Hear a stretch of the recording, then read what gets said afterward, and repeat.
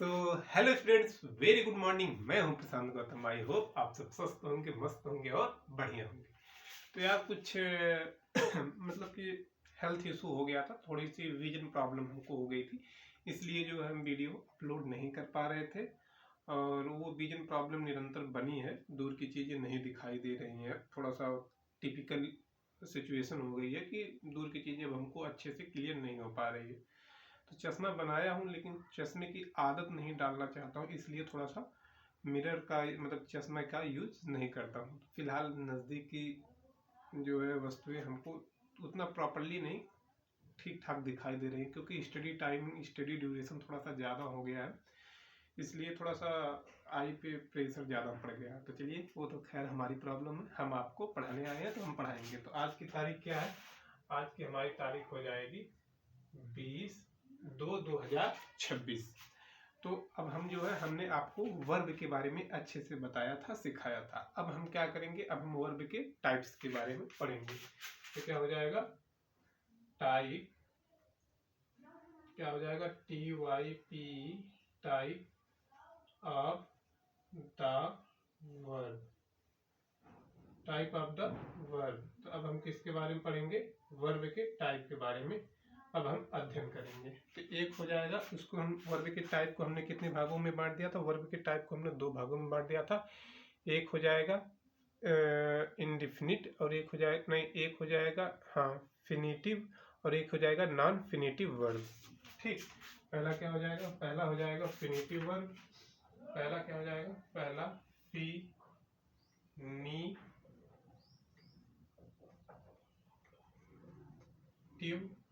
Verb. पहला क्या हो जाएगा? फिनिटिव वर्ब हो जाएगा। पहला हो जाएगा फिनिटिव वर्ब, और दूसरा क्या हो जाएगा? दूसरा हो जाएगा non finitive verb. Non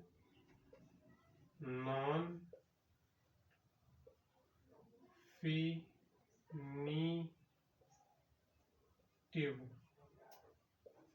non finitive verb. Non finitive verb, दूसरा क्या हो जाएगा? Non finitive verb. Non finitive ये वर्ब ही है, ठीक, नॉन फिनिटिव वर्ब। तब हम फिनिटिव वर्ब के बारे में समझते हैं कि फिनिटिव वर्ब क्या होता है। तो आप समझिएगा कि फिनिटिव जो वर्ब होता है, जहाँ पर टेंस के रूल कार्य करते हैं, जहाँ पर टेंस के रूल लगते हैं। जैसे क्या हो गया? टेंस के रूल का इन द सेंस आप कहाँ पर is, am, are, had, have, has, ये सब चीज़ें जो होती हैं, ये जहाँ पर वर्क करेंगी, जहाँ पर कार्य करेंगी, वहाँ पर क्या हो जाएगा? बेसिकली जो टेंस के हेल्पिंग वर्ब या मेन वर्ब का इस्तेमाल के अंदर, मतलब बेसिकली टेंस का जो हेल्पिंग वर्ब जो इस्तेमाल होता है, वो क्या होता है? फिनिटिव वर्ब होता है। जैसे अगर हम यहाँ पर कह दें कि जहाँ पर क्या हो जाएगा? जिस पर टेंस का रूल, जिस पर टेंस का रूल, एक बार थोड़ा देखते हैं, जिस पर टेंस का रूल, जिस पर टेंस के रूल लगते हैं, वो क्या हो जाते हैं? फिनिटिव वर्ब हो जाते हैं। तो क्या हो जाएगा? जिस पर टेंस के रूल लगते हैं,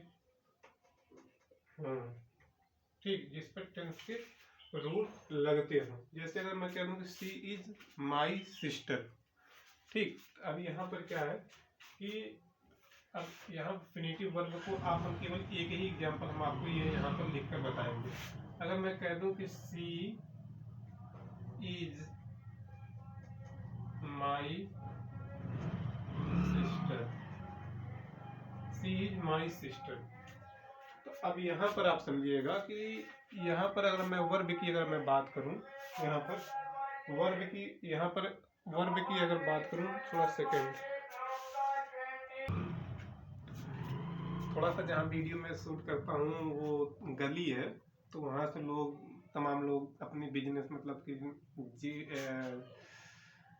जीवन निर्वहन करने के लिए तमाम एडवर्टाइजमेंट करने आते हैं, तो थोड़ा सा आप सभी को डिस्टरबेंस होगा। तो चलिए, खैर आप अपने टॉपिक पर आते हैं। तो यहाँ पर आप समझिएगा कि यहाँ पर टेंस के, जहाँ पर टेंस के रूल लगते हैं, ठीक, जहाँ पर क्या है कि जहाँ पर टेंस के रूल लगते हो वहाँ पर हम क्या करेंगे, वहाँ पर फिनिटिव वर्ब का इस्तेमाल करेंगे।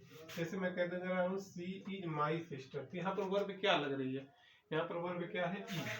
ठीक, ये इज हो गई। हमने आपको इंजन के बारे में बताया था, engine in the sense of verb क्या होता है, सेंटेंस में एक इंजन का कार्य करता है। जैसा जहाँ पर सिचुएशन रहेगी वैसे वहाँ पर इंजन का इस्तेमाल करेंगे। जैसे हवाई जहाज में हवाई जहाज वाला इंजन लगाएंगे और छोटे रिमोट कार में छोटा इंजन लगाएंगे, मतलब मोटर लगाएंगे। तो वही सेंस है कि यहाँ पर ये जो हेल्पिंग वर्ब है ये केवल हेल्प करती है, इसका कोई मेन रोल नहीं होता। ठीक, जैसे सी इज माई सिस्टर, वो मेरी बहन है। ठीक, बस यही इतना यहाँ पर सेंस यहाँ पर शो करता है। तो ये हमारा हो गया फिनिटिव वर्ब। अब नॉन फिनिटिव वर्ब के बारे में बात करेंगे। तो नॉन फिनिटिव वर्ब इतना आप समझिएगा, अगर मैं इसको मैं आपको डीपली अगर बताने अगर लगूंगा तो आपको ज़्यादा असुविधा होगी, आप ज़्यादा कंफ्यूजन में पड़ जाएंगे। तो आप इतना ही जानिएगा, जो फिनिटिव वर्ब होता है जहाँ पर टेंस के रूल कार्य करते हैं वो हो जाते हैं फिनिटिव वर्ब। अब हम बात करते हैं यहाँ पर जो है इसकी इसको जो है नॉन फिनिटिव वर्ब को हम कितने भागों में बांट दिए हैं। नॉन फिनिटिव वर्ब को हम जो है यहाँ पर नॉन फिनिटिव वर्ब को हम कितने भागों में बांट दिए हैं, नॉन फिनिटिव वर्ब को हम 3 भागों में बांट दिए। एक हो जाएगा इनडिफिनिट, एक हो जाएगा क्या, एक हो जाएगा इंडिफिनिट, एक हो जाएगा एक इंडिफिनिट, एक हो जाएगा जिरेंड, और एक हो जाएगा क्या, पार्टिसिपल। ठीक, पार्टिसिपल। तो ये जो है इसको मतलब ये इसी के टाइप में अंतर्गत आते हैं। तो इसको हम यहाँ पर लिख दे रहे हैं ताकि हमको प्रॉपरली डिस्टेंस मिल जाए। तो ये क्या हो जाएगा, एक हो जाएगा इंडिफिनिट, इन डी फी इंडिफिनिट, एक हो जाएगा इंडिफिनिट, दूसरा हो जाएगा जीरेंड, जी रेंड, तीसरा हो जाएगा पार्टिसिपल, पार टी सी पल, ये हो जाएगा पार्टिसिपल। ये हम इंडेफिनिट को जो है हम क्या किए हैं, इंडेफिनिट को हमने 3 भाग, मतलब कि नॉन फिनिटिव वर्ब को हमने 3 भाग में कैटेगराइज कर दिया है, जो कि है एक जो है इंडेफिनिट, दूसरा हो जाएगा जीरेंड, और तीसरा हो जाएगा पार्टिसिपल। ठीक, तीसरा क्या हो जाएगा, पार्टिसिपल। तो अब क्या है कि ये इसके टाइप है, लेकिन अब ये नॉन फिनिटिव जो वर्ब है इसको हमने 4 फॉर्म में इसको हम डिवाइड कर दिए हैं। ठीक, ये क्या है, अभी आप उसको समझ पाए होंगे कि मतलब कि ये इसका ये पार्ट है, लेकिन बेसिकली जो नॉन फिनिटिव वर्ब है इसको हम 4 फॉर्म में, वर्ब की 4 फॉर्म में इसको हम डिवाइड कर दिए। ठीक, इसको हम क्या किए, वर्ब की 4 फॉर्म में इसको हम डिवाइड कर दिए, वर्ब की 4 फॉर्म में इसको हम क्या कर दिए, डिवाइड कर दिए।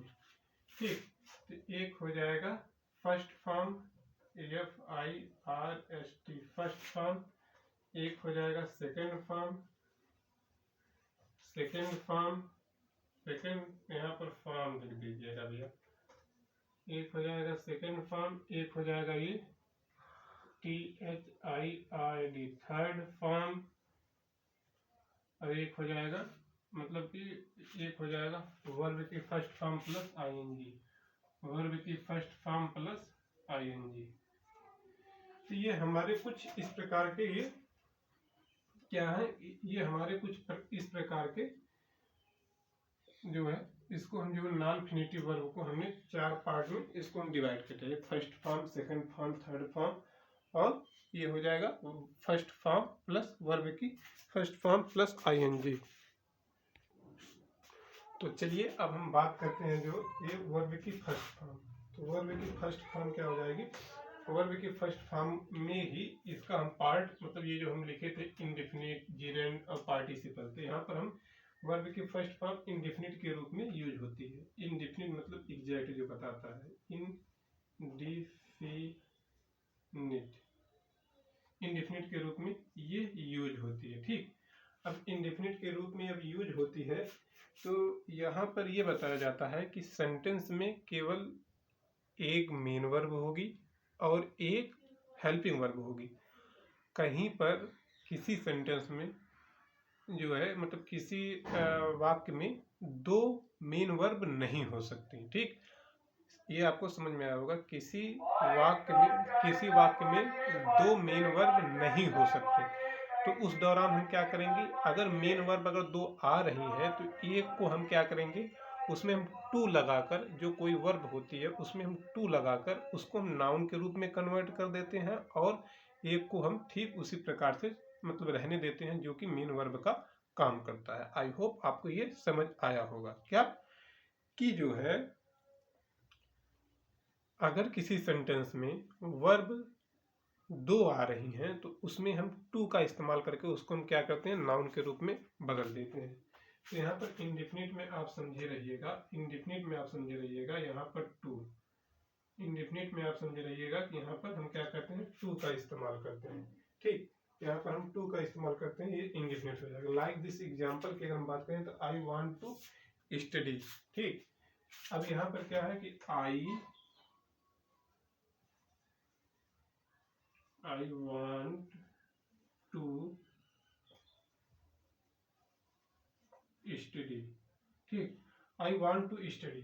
अगर बाय द वे अगर मैं ऐसे यहाँ पर टू को अगर मैं हटा दे रहा हूँ, ठीक, क्या है कि यहाँ पर इंडेफिनिट वर्ब के पहले अगर आ जाता है तो ये नाउन या ऑब्जेक्ट के जैसे ये काम करने लगता है। ठीक, मतलब कि अगर हम किसी सेंटेंस के आगे कोई भी वर्ब है, अगर उसके आगे अगर हम टू लगे देखे पाएंगे, अगर टू उसके आगे लगा होगा तो हम ये समझेंगे कि भैया ये वर्ब नहीं हो सकती। बस आप इतना समझे रहिएगा। अगर आपको वर्ब की अगर पहचान करनी होगी और उसमें दे दिया जाए कि टू गो, तो आप ये समझिएगा कि जो गो है वो मेन वर्ब नहीं होगी। ठीक, वह मेन वर्ब नहीं होगी। जैसे मैं कह दूं कि टू स्लीप, तो जो टू स्लीप है वो मेन वर्ब नहीं होगी, वह जो है किसी या तो ऑब्जेक्ट के रूप में काम करेगी या तो नाउन के रूप में काम करेगी, लेकिन वह जो है वर्ब नहीं हो सकती। ये आप हमेशा दिमाग में अपने माइंडसेट में बना के रखे रहिएगा। तो अगर अब यहाँ पर क्या है कि आई वांट टू स्टडी, अब यहाँ पर वांट का मतलब होता है चाहना और स्टडी का मतलब हो जाता है क्या, अध्ययन करना। तो दोनों में ना आ रहा, दोनों वर्ब है, लेकिन हमको इसमें केवल एक ही मेन वर्ब बनाना है। तो यहाँ पर हम क्या कर देंगे, यहाँ पर हम लगा देंगे टू। जब भैया जब टू लगा देंगे, अरे भैया कह रहे हैं, और उनके साथ साथ जो पढ़ने वाले जो,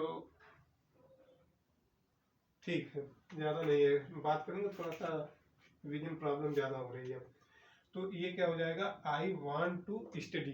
तो क्या हो जाएगा, आई वांट टू स्टडी। अब ये क्या है कि वो मतलब कि यहाँ पर वो चाहता है, ये उसका चाहना हो गया। और क्या है, यहाँ पर अगर हम बात करें, यहाँ पर आप समझिएगा, ये क्या हो जाएगा, यहाँ पर ये हो जाएगा सब्जेक्ट। ठीक, सब्जेक्ट। अब ये हो जाएगा सब्जेक्ट। अब ऑब्जेक्ट, ये ऑब्जेक्ट टू स्टडी मतलब क्या हो जाएगा, ये ऑब्जेक्ट हो जाएगा। जैसे वो अगर ऑब्जेक्ट की अगर हमको पता करनी है तो क्या चाहता है, क्या करता है, मतलब जैसे अगर मैं कह दूं कि राम घर जाता है, ठीक, तो राम घर जाता है। अगर हम ऐसे में बात करूं कि कहाँ जाता है, राम कहाँ जाता है, कहाँ, तो उसमें आता है घर। ठीक, घर आता है ना, तो वैसे हम पता कर लेते हैं कि ये ऑब्जेक्ट है। तो वो क्या चाहता है, क्या मतलब क्या चाहता है। अगर मैं चाहता कि अगर मैं मतलब क्या चाहता, अगर प्रश्न किया तो उत्तर में क्या आ जाएगा, स्टडी मतलब पढ़ना चाहता है। लेकिन पढ़ना उसमें वर्ब नहीं होगा, ये आप समझिएगा कि